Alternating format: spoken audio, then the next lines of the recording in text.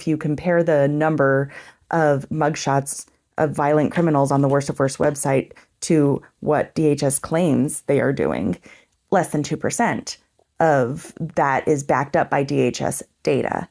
So these violations and facts were erased from the record, which means that the ruling can't be cited in other cases.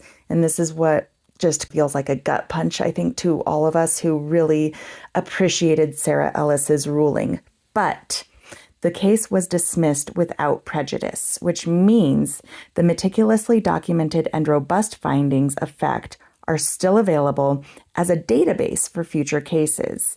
And here is where we get into what's happening now in Chicago, now that this huge order, this huge lawsuit was vacated. What's happening now?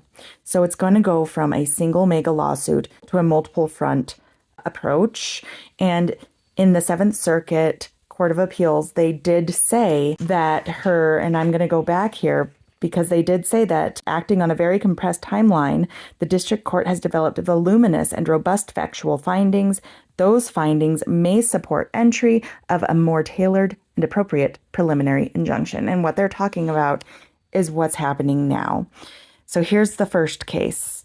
Representative Lillian Jimenez and the law firm, I'm going to say Levy and Levy, they are trying to get a special prosecutor in the county to start investigating these individual rights violations. And they can, even if they can't copy paste the findings from Sara Ellis, they still have this database available, because when this case was dismissed without prejudice, it basically opened up all of these facts that Sara Ellis found. And here we go. So there's a problem with the special prosecutor appointment. The county state's attorney, Eileen O'Neill Burke, is concerned over legal prosecutors' ability over federal matters.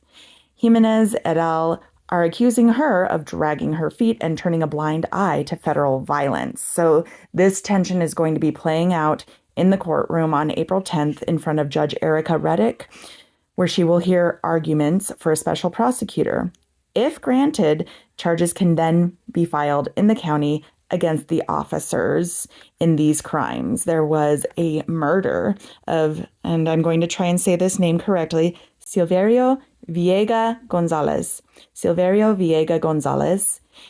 And then there was also a shooting of Marimar Martinez, and she actually, with the opening of this evidence, she actually has a lawsuit coming up herself, so we will go into that soon.